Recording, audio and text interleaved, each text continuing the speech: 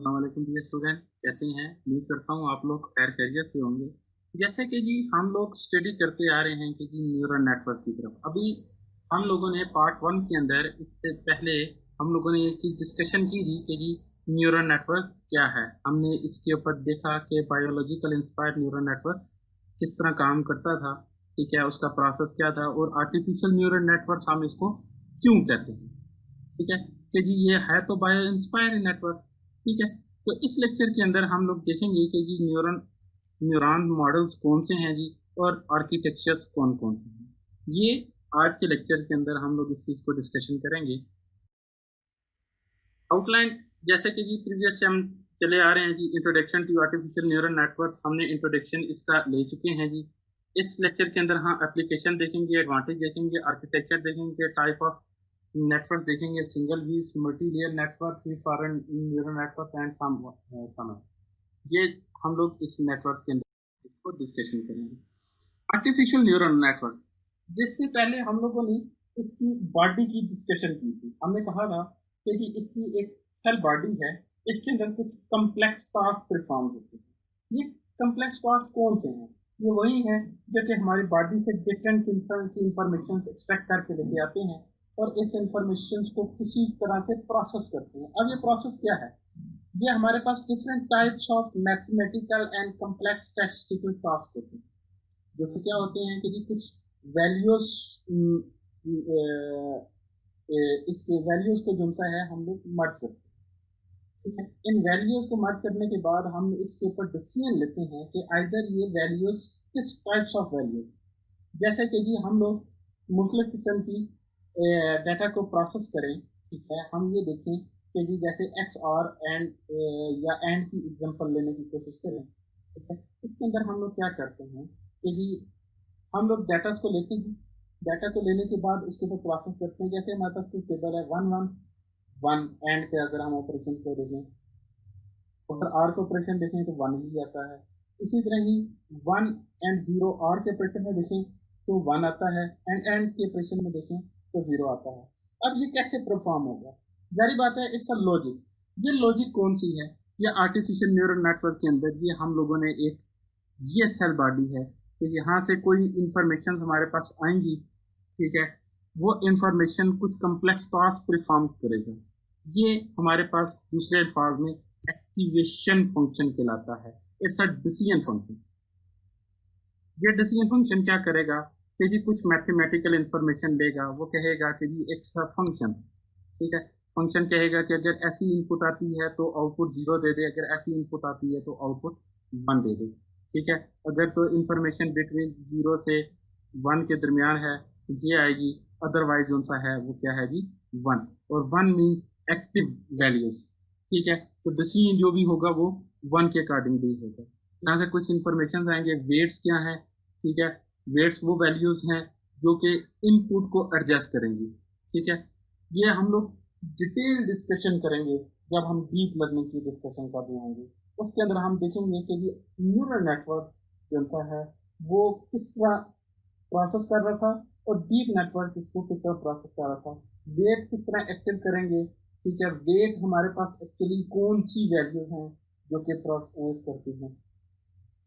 हमारे पास एक बायस वैल्यू भी है, ठीक है। It's a constant value. Constant value ये हमारे पास बहुत सारे फंक्शंस को परफॉर्म करती है और हमारे न्यूरल नेटवर्क्स को एक्यूरेसी की तरफ बहुत ज़्यादा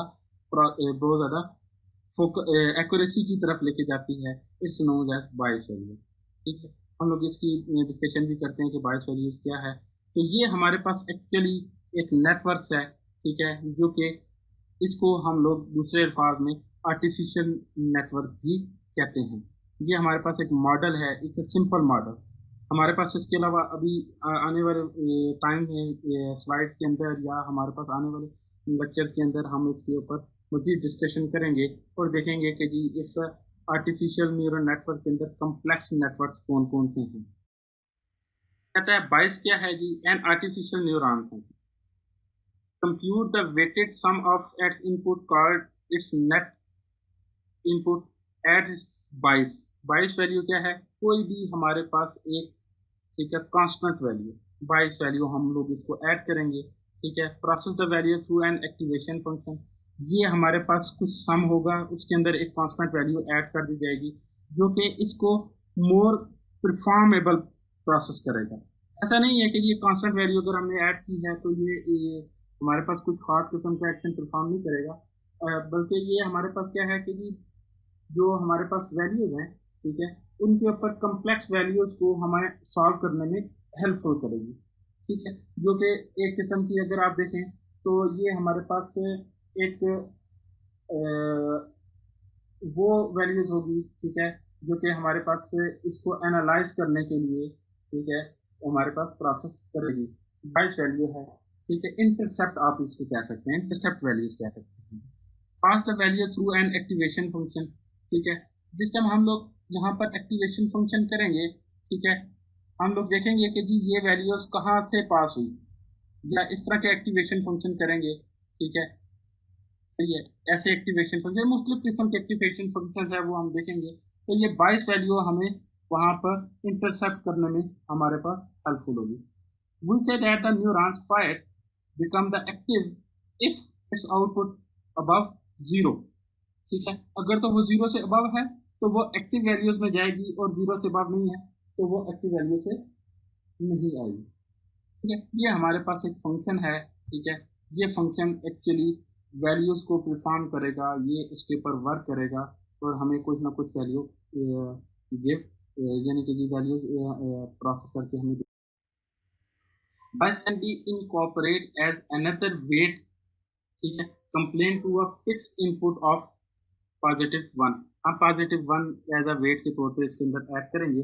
ये वो वेट होंगे जो कि प्रोसेस होंगे, ठीक है ना जी, उस इनपुट को प्रोसेस करेंगे, और ये जो 22 वैल्यूज है ये उसके अंदर एज अ वन एक वैल्यूज बार बार ऐड करता रहेगा, ठीक है, जो कि हमारे लिए आगे प्रोसेस करने में बड़ी हेल्पफुल होगी। This extra free variable make the neuron more powerful, ये हमारे पास जो 22 वैल्यू है ये न्यूरॉन को मोर पावरफुल करेगी, ठीक है, क्योंकि इंटरसेप्ट का काम करती है तो ये हमारे पास इसको मोर पावरफुल भी करेगी। एक्टिवेशन फंक्शंस क्या हैं? एक्टिवेशन फंक्शन एक्चुअली कुछ मैथमेटिक और कुछ स्टैटिस्टिकल फंक्शन हैं, ठीक है। हम लोग इनके ऊपर मजीद डिटेल भी देखेंगे, लेकिन ये है कि जी यहाँ पर तक जो डिटेल्स है इसमें सिग्माइड फंक्शन और रेक्टिफाइड रेक्टिफाइड लीनियर यूनिट जो सा है वो हमारे लिए सबसे इम्पोर्टेंट है, और हम लोग इसके ऊपर बड़ा काम भी कर चुके हैं, ठीक है। आल्सो का activation function also called the spacing function as it's limit the amplitude of the output of the neuron. ये असल में हम ये देखेंगे कि जी अगर यहाँ से जीरो से ज़्यादा है या जीरो से कम वैल्यूज है उसके ऊपर एक्शन परफॉर्म करने की कोशिश करने के लिए ये यूज होती है। टाइप ऑफ एक्टिवेशन फंक्शन कौन से हैं? सिग्माइड है, कैन है, रेक्टिफिकेशन रीली जिसे हम कहते हैं, ठीक है, डीप लर्निंग के अंदर इसका बड़ा काम है, ठीक है। लीकी रेक्टिफाइड लीनियर यूनिट, ठीक है ना, रिकी रीलू हमारे पास है। यहाँ पर हमारे पास कुछ ना कुछ इनपुट आएगी थी, ठीक है। रेक्टिफिकेशन फंक्शन बताएगा कि ये आइदर वो जीरो में आती है या वन में आती है, ठीक है। इनके दरमियान जो भी वैल्यूज आएगी, ठीक है, अगर तो वो ग्रेटर देन जीरो है तो आउटपुट जो सा है वो पॉजिटिव में जाएगा या नेगेटिव में जाएगा। ये हमारे पास एक्टिवेशन फंक्शन का काम है, ठीक है। It's statistical and mathematically function. Different network technology, ठीक है। Single layer feed forward network, single layer feed forward network से मुराद ये क्या है कि जी हम लोग कुछ इनपुट देंगे इसको, ठीक है, इसको वो डायरेक्टली प्रोसेस करे, और ये हमारे पास क्या कहलाता है जी? Rectification layer. क्या कहलाता है जी? रेक्टिफिकेशन लेयर, ठीक है। यहाँ पर क्या है कि जी कुछ इनपुट लेगा, ठीक है, उसको प्रोसेस करेगा और बताएगा कि जी ये हमारे पास वेट के साथ मल्टीप्लाई करके कि जी वो इधर के जी वो +1 में जाएगा या -1 के अंदर जाएगा। जैसे एग्जांपल हम लोग यहाँ पर कर लेते हैं जी, और की एग्जांपल कर लेते हैं। इसका सबसे पहले हम लोग यहाँ ट्रुथ टेबल बनाते हैं, ठीक है ना जी। हम इसको कह देते हैं जी 0 0 0 1 1 0 एंड 1 1, ठीक है। और हम लोग इसकी आउटपुट लिख देते हैं जी 0 1 0 0 1 1, ठीक है, और 1 एंड 1, सही है। हम लोग क्या करते हैं कि जी ये वाला फंक्शन इसके ऊपर अडॉप्ट करते हैं, अगर तो वो ग्रेटर दैन इसकी मल्टीप्लिकेशन ग्रेटर दैन 0 आती है, ठीक है, तो 1 आउटपुट दे, अदरवाइज 0 आउटपुट दे। हमारे पास ये जो सा है कि जी ये नेटवर्क है, हम लोग हमारे पास दो इनपुट्स हैं, ठीक है, ये इनपुट्स है, ठीक है, और ये हमारे पास आउटपुट है। तो हम इस लेयर को ख़त्म कर देते हैं, वेट को जो सा है हम एडजस्ट कर देते हैं, W equal to 2 equal to, हम लोग इसको कह देते हैं कि जी ये हमारे पास जी 0.5 है। क्या है जी 0.5। वेट दोनों के सेम है। अगर हम लोग इसको जिस टाइम यहाँ से इनपुट 0 देंगे, ठीक है, 0 0 इनपुट दें, ये वाला हम लोग इसे थर्ड वाले को जो सा है वो फिल वक्त कैंसिल कर देते हैं, 0 0 इनपुट देते हैं, वेट के साथ मल्टीप्लाई होता है, दोनों 0 आते हैं, तो आउट यहाँ पर हमारे पास 0 आया, ठीक है। 0 का मतलब क्या है कि जी इनपुट हमारे पास ठीक आई है। अगर इसके बाद हम लोग इसके बाद 0 1 इसको प्रोवाइड करते हैं, 0 1 प्रोवाइड करते हैं, तो यहाँ पर वेट इसके साथ ये आ गई 0 वैल्यू, ये आ जाएगी हमारे पास जी ये 0.5 value, 0.5, 0 plus 0.5 equal to 0.5, it's a greater than 0, ठीक है। आउटपुट क्या आएगी जी 1 आएगी। इसका मतलब है कि जी ये हमारे पास क्या है, आर फंक्शन का वर्क सही कर रहा है। इसी तरह यहाँ पर अगर 1 0 कर देंगे, ठीक है, तो तब भी हमारे पास आउटपुट 1 ही आ रही है। जैसे हम 1 करेंगे तो आउटपुट 1 आएगी जो कि ग्रेटर देन 0 है, ठीक है। आउटपुट हमारे पास ग्रेटर देन 0 है, तो इट्स मीन हमारे पास ये आर फंक्शन जो सा है वो फीड फॉरवर्ड नेटवर्क के अंदर विद वेट, ठीक है, 0.25 के साथ वर्क करता है। अगर इसी को अगर हम लोग एंड के साथ अप्लाई करें, ठीक है, तो ये हमारे पास काम सही करेगा। ए एंड बी एंड के साथ आप लोग इसको अगर एक्स आर के साथ मल्टीप्लाई करने की कोशिश करें, आप लोगों की ये असाइनमेंट है, ठीक है, कि सिर्फ आप लोगों को ये चेक करने के लिए कि जी आप लोगों ने लेक्चर सुना है कि नहीं सुना, ठीक है, असाइनमेंट है, ठीक है, कि जी इसको ये देखना है कि जी आप लोगों ने कि एक्स आर, ठीक है, एक्स आर में क्या है कि जी एक्स आर इसी तरह ही आपने ट्रुथ टेबल बनाना है, ठीक है, वेट एडजस्ट करने हैं और आपने बेस्ट वेट मुझे बताना है कि जी इसका बेस्ट वेट कौन सा आएगा, ठीक है, जो कि इन दोनों के लिए कौन से एक्स आर का प्रोसेस है उसको ये इजीली वर्क कर सके। दिस इज एन असाइनमेंट, ठीक है, ये असाइनमेंट भी है और ये आपका एज अ कहता है डिफरेंट नेटवर्क से multi layer feed forward network. उसके अंदर आप लोगों ने देखा होगा कि जी एक ही प्लेस था जिसके अंदर यहाँ पर क्या है कि जी दो लेयर्स हैं, ठीक है, वन हिडन लेयर है जी, ये हमारे पास हिडन लेयर है और ये आउटपुट लेयर है। वहां पर हमारे पास जो आउटपुट आ रही थी सिर्फ सिंगल आउटपुट आ रही थी, यहाँ पर हमारे पास मल्टीपल आउटपुट आ रही है, ठीक है, मल्टीपल आउटपुट आ रही हैं, तो इट्स मीन कि जी यहाँ पर जो हमारे पास प्रोसेस होगा, जो हमारे पास रेक्टिफिकेशन लेयर है, ठीक है, एक्टिवेशन लेयर जिसको हम कहना चाह रहे हैं, ठीक है, एक्टिवेशन लेयर है, ठीक है, वो हमारे पास मल्टीपल आउटपुट देंगी, ठीक है। हो सकता है वो क्या है कि जी 10%, ठीक है, यहाँ पर 20% ठीक है, यहाँ पर 40% ठीक है, ठीक है, ठीक है, और यहाँ पर ये 30% है, ठीक है। और हम लोग डिसीजन फिर किसका लेंगे जी 40%, जो हाईएस्ट एक्यूरेसी किसकी है जी 40%, हम 40% वाला वो ले लेंगे। इसको कहते हैं कि जी मोर देन वन लेयर, और हर लेयर जो सा है वो इसको प्रोसेस करेगी। Input project only from previous layer onto a layer, typically only from one layer to the next layer, ठीक है जी। अच्छा, ये है जी हमारे पास मल्टी लेयर फीड फॉरवर्ड। अब मल्टी लेयर फीड फॉरवर्ड यानी कि जी ये हमारे पास बैक से कोई इन्फॉर्मेशन नहीं है। डिफरेंट नेटवर्क टेक्नोलॉजीज के अंदर हम जैकरन नेटवर्क को देखते हैं। यहाँ पर से देखें कि जी फीड फॉरवर्ड नेटवर्क क्या करता था कि जी प्रोसेस करता था सीधा यहाँ पर लेके आउटपुट की तरफ जाता था। ये क्या करता है कि जी अगर कुछ चीज़ सेट नहीं हो रही, वेट को दोबारा एडजस्ट करने के लिए प्रीवियस जो हिडन लेयर है उसके पास लेके जाएगा, कहेगा कि जी ये जो वेट है, ठीक है, डब्ल्यू पहले इक्वल टू 0.5 था तो आउटपुट सही नहीं आ रही, ऐसा करें कि जी इस वेट को जो सा है हमारे पास एक कोई ना कोई फंक्शन बना लेगा, ठीक है, एफ ऑफ, ठीक है, डब्ल्यू इक्वल टू, ठीक है, वेट इक्वल टू, ठीक है, वेट 1 मल्टीप्लाई बाय, ठीक है, 0.001 इसके साथ मल्टीप्लाई कर ले ताकि वो चेक करता जाए, इंक्रीज करता जाए, और वो क्या करता जाएगा प्रीवियस वाली लेयर्स को दोबारा वापस करेगा, इंफॉर्मेशन वापस करेगा, ठीक है, और कहेगा कि दोबारा प्रोसेस करके मेरे पास जब तक हमारे पास टारगेट आउटपुट नहीं आती, ठीक है, डिजायर आउटपुट नहीं आती। फीड फॉरवर्ड के अंदर क्या था कि हमारे पास डिजायर आउटपुट अगर आती या नहीं आती, हमें जो भी रिजल्ट आने हैं हमने उसको एक्सेप्ट करने हैं। तो लेटरल नेटवर्क क्या करेगा, उसको इंफॉर्मेशन को पीछे लेके आएगा, उसको प्रोसेस करेगा। जब तक हमारे पास टारगेट इंफॉर्मेशन नहीं आती तब तक वो इसको प्रोसेस करता रहेगा। ये हमारे पास कहलाता है जी लेटरल नेटवर्क। और नेटवर्क विद फीड बैक यानी कि जी इंफॉर्मेशन बैक करेगा there some of its input are connected to a some of its output. इसकी कुछ इनपुट जो सी हैं वो प्रीवियस वाले आउटपुट के साथ कनेक्टेड होंगी।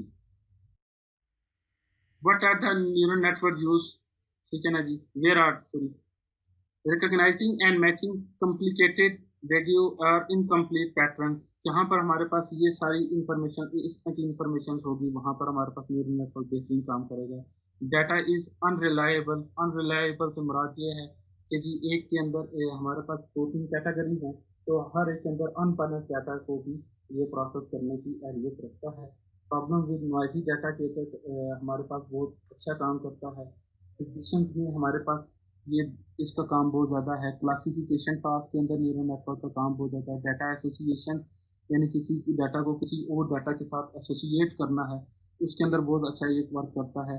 डाटा कंसेप्चुअल डाटा के ऊपर बहुत अच्छा काम करता है। फिल्टरिंग डाटा के ऊपर बहुत अच्छा काम करता है। प्लानिंग डाटा के ऊपर बहुत अच्छा ये काम करता है।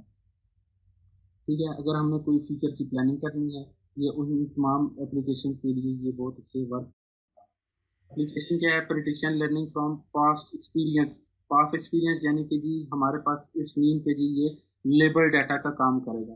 Pick the best stock in the market, predict weather, identify people with cancer risk. ठीक है कि जी हम मुख्तलिफ किस्म का इसको डाटा प्रोवाइड करें और हम इसको किसी डिजीज़ की प्रोडिक्शन करने की कोशिश करें। जैसे कि आजकल हमारे पास डिजीज़ आई हुई है, कोरोना डिजीज़ आई हुई है, तो ठीक है ये वायरस कितना ज़्यादा एक्सपेंड करेगा, ठीक है ये कितने ज़्यादा डेथ रेट हमारे पास लेके आएगा। इट्स ऑल टास्क हम लोग इन इस तरह के जितने टास्क हैं वो हम लोग और ये किस तरह के लोगों के ऊपर ज़्यादा इफेक्टिव है, ठीक है। और अंडर एज 50 के लिए कैसे है वर्क करेगा, अंडर 5 के लिए कैसे करेगा, अंडर 30 के लिए कैसे करेगा, मोर ग्रेटर देन 60 के लिए कैसे करेगा। ये और जितनी पॉसिबिलिटीज हैं वो हमारे पास क्या कहलाती हैं कि एप्लीकेशन न्यूरल नेटवर्क की कहलाती हैं, क्योंकि हमारे पास इस तरह का डाटा होता नहीं है। ठीक है, प्रीवियसली हिस्ट्री हमारे पास है नहीं है। हम लोग करंट डाटा को कुछ डाटा को लेके आगे फ्यूचर की प्रिडिक्शन करने की कोशिश करते हैं। क्लासिफिकेशन, इमेज क्लासिफिकेशन के अंदर बहुत ज़्यादा वर्क अच्छा काम करता है। ठीक है ना जी, प्रिडिक्ट, ठीक है ना, bankruptcy for the credit card and, ठीक है ना, कंपनी के लिए ये हमारे लिए बहुत काम किया है, कर सकते हैं न्यूरल नेटवर्क के जरिए। ठीक है, ये कुछ एप्लीकेशन है क्लासिफिकेशन की कि जी हमने किसको लोन देना है, किसको लोन नहीं देना, किस तरह की शर्ट कहाँ पर अप्लाई करनी है, ठीक है ना जी, किस तरह के रिस्क फैक्टर्स को हम लोगों ने मैनेज करना है। ठीक है, इस तरह की तमाम एप्लीकेशन जो होती है वो न्यूरल नेटवर्क से की परफॉर्मेंस हाईली पावरफुल है as compare to other. Recognition task है, जैसे पैटर्न रिकग्निशन है, फेस रिकग्निशन की हमारे पास आता है, हमारे पास थंब रिकग्निशन आता है, गेट रिकग्निशन आता है, आइरिस रिकग्निशन आता है। इस तरह की जितनी भी एप्लीकेशन हैं, ठीक है, पैटर्न से रिलेटेड, ठीक है, करेक्टर रिकग्निशन, हैंड प्रोसेसिंग, ये हमारे पास ठीक है ना जी, ये हमारे पास कौन से हैं जी, बायो मार्कर्स हैं। ठीक है ना जी, ह्यूमन बायो मार्कर्स इसको हम लोग कहते हैं कि जी उसके जरिए हम लोग किसी की आइडेंटिफिकेशन कर सकते हैं। ठीक है, data association not only identify the characters that were scanned but identify when the scanner is not working properly। ठीक है, एसोसिएशन के हमारे लिए बहुत, ठीक है। एप्लीकेशन के अलावा हमारे पास आता है जो डाटा कंसेप्चुअलाइजेशन की तरफ बहुत अच्छा वर्क करता है। इन पर ग्रुपिंग रिलेशनशिप, ठीक है, extract from a database the name of those most likely to buy a particular product. Data filtering में हमारे पास बहुत अच्छा वर्क करता है। प्लानिंग में हमारे पास बहुत अच्छा वर्क करता है। अननोन इन्वायरमेंट में सेंसर डाटा इज नॉइजी अगर हो वहाँ पर बहुत अच्छा वर्क कर सकता है। ठीक है, फेयर लीनियो अप्रोच टू प्लानिंग, ये हमारे इन तमाम चीज़ों के लिए हमारे पास बहुत अच्छा वर्क किए। नेक्स्ट जो सा है वो हम लोग इसको स्टडी करेंगे, deep neural network. Deep neural network क्या है, इसके ऊपर हम लोग किस तरह वर्क करेंगे। नेटवर्क्स, न्यूरल नेटवर्क और डीप न्यूरल नेटवर्क में फ़र्क क्या है, इन तमाम चीज़ों को हम लोग नेक्स्ट लेक्चर की तरफ देखेंगे। अगर कोई भी क्वेश्चन हैं, ठीक है, जैसे कि जी इसके अंदर मैंने एक असाइनमेंट भी आप लोगों को यानी कि क्विज के तौर पर दिया है, आप लोगों ने सॉल्व करना है, ठीक है। और नेक्स्ट लेक्चर में आप लोगों ने जब मैं इसकी स्लाइड आप लोगों को प्रोवाइड करूँगा, तो आप लोगों ने इसको सुनना है, ठीक है, और इसके अंदर से आपका इसको सॉल्व करके, ठीक है, और आप लोगों ने मुझे एज क्विज के तौर पर वापस करना है, ठीक है। जो भी आप लोगों को मैं लिंक प्रोवाइड करूँगा, उस लिंक के ऊपर आप लोगों ने इसको अपलोड कर देना है। Thank you very much for listening.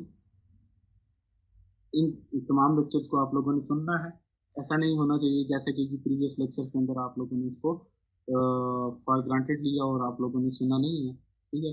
तो इंशाल्लाह मैं उम्मीद करता हूँ कि जी आप लोग इस नेक्स्ट जितने भी आपको मैं लेक्चर्स आ रहे हैं इनको सुनेंगे, ठीक है, और अपनी फीडबैक भी प्रोवाइड करेंगे। Thank you very much. अस्सलाम वालेकुम। अस्सलाम वालेकुम।